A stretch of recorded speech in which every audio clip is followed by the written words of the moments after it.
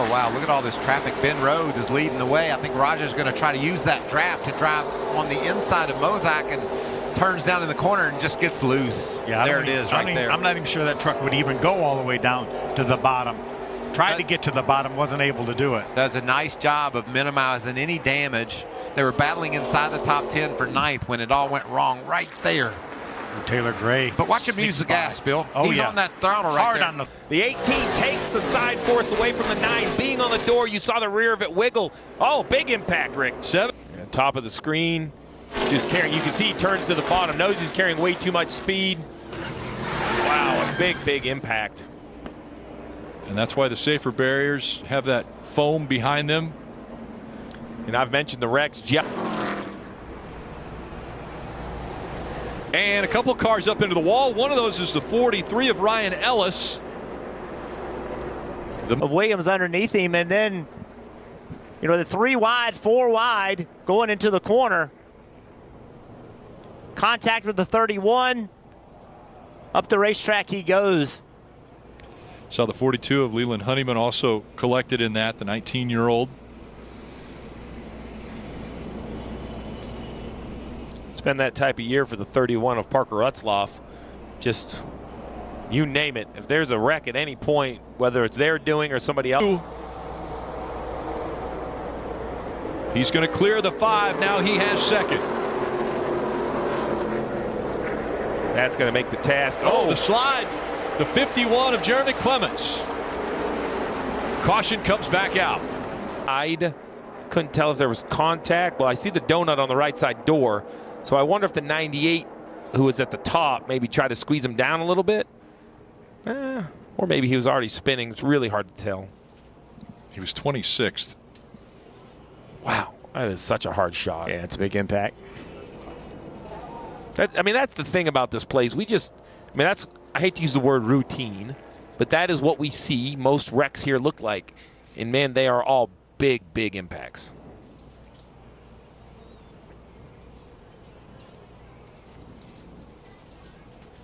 Older tires is making a difference. Now, look, not undrivable. Oh, as we see SVG go around. He was running 10th. I was shit.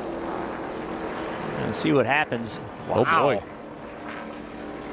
Yeah, you know, that kind of speaks for itself. I don't know if there was something happened prior to that, but you can see right here, there's, you know, Shane is in the corner. He's not catching the guy in front of him. He's not also falling back from him, and Sam Mayer just. Remember, these shocks have mechanical stops in them. You won't be able to see that in this situation. It won't create smokes like Bubba Wallace did right there, right? It would actually just feel rough for the racetrack. Wow, big, big hit for Noah Gregson. And it looks as though he backed into the wall. And yeah, it just looks like he got too loose. Couldn't hold the back of the car. Oh, problems for Ross Chastain. And he's going to get into the wall. Information I would give my driver to try to motivate him to manage this thing. That's a big shot for the 1, Jeff. Yeah, he was out of the groove when he came into the picture, obviously just sideways and trying to catch it. That's turn 3. Wow. McDowell on the outside. Yeah, I just think Nemechek, Zane, they made contact. Wasn't enough room. I'm not so sure they knew McDowell was there.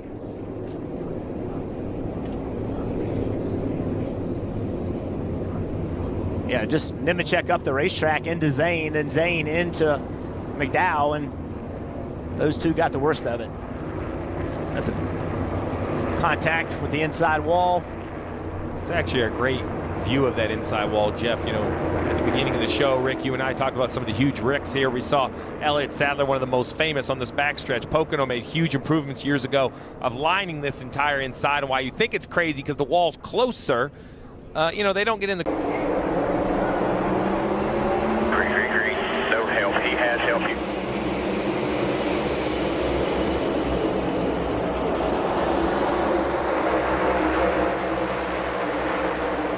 Big run by some of those cars in the back and around into the field. The 8 of Kyle Busch was the one who went down and came back up. Harrison Burton sliding down. It's very close there. Track. Then a block from LaJoy. LaJoie gets into him. Kyle Busch blocked him, and LaJoie just ran into him, to be honest with you. I'm not saying he meant to do it, but either a misjudgment. See right there, big block. Then he goes, and then LaJoie trying to get back on the racetrack. That yellow line.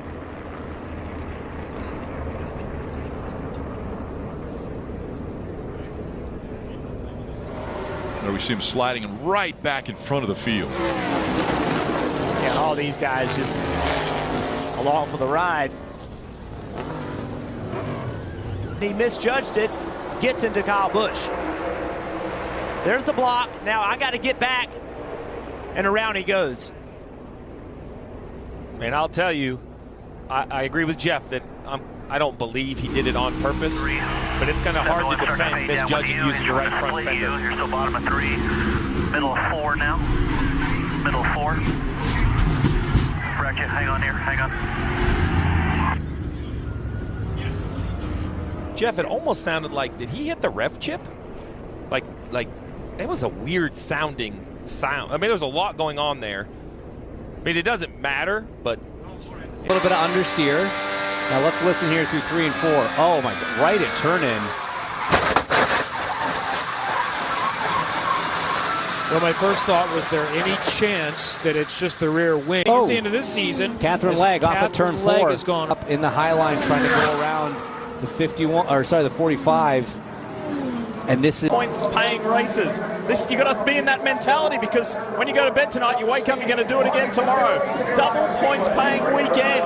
That's the way you've got to think about it. As Colton Herter leads this field to green. We're racing into the night here in Iowa. Alex Palou pounces on the inside of McLaughlin. McLaughlin goes on the high side. Big question coming in tonight is who's going to go to the high side. The answer is 3 cars crashing at the back, including, it looks like Roman Grosjean in the 77. One of the Meyer. Newgarden, the red and white car, and below Malukas on his own, loses the back end. Just got the left sides, James, over that white line. They call it the hinge point. Grosjean hit his teammate and Malukas and was able to continue. My goodness. We told you it was going to be fast and frantic. We thought we may have got one flying lap done. Not the case. 3 cars involved in that. If he can get some clean. Oh, no! Seven. Alex Palou, the championship leader. And that is terrible for Colton Herta. That's good. By himself. So late in the corner, T-Bell. That's a bizarre one. Very strange. That was just power down, and unfortunately, when he locked the brake pedals down, he was on a vector towards the wall. If he could have locked it down right there earlier, look at that view as pit lane sees the spinning Alex Palou. And by this point, from 22nd on the grid, and Stingray Rob is upside down. Massive crash at the end of this race. Rossi, Ed Carpenter, and Kyle Kirkwood. Heading into the back straight, all sorts of chaos. Thank goodness for the happen. This is our first look at it. Wow. Did Rossi run out of gas? Whoa, oh my gosh. Airtime. Wow. For Stingray Robb. Yeah, something clearly wrong with the 7 of Alex Rossi. Slow off of 2. Then these are just cars that were reacting because Rossi would have been spinning across the track.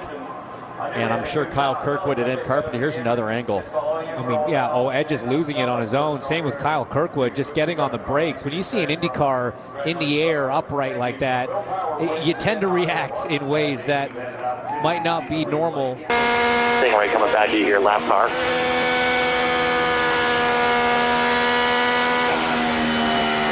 Got one in line here.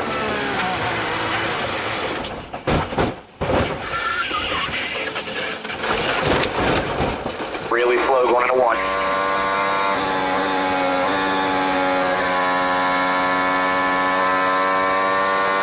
Whoa, big right, back it down.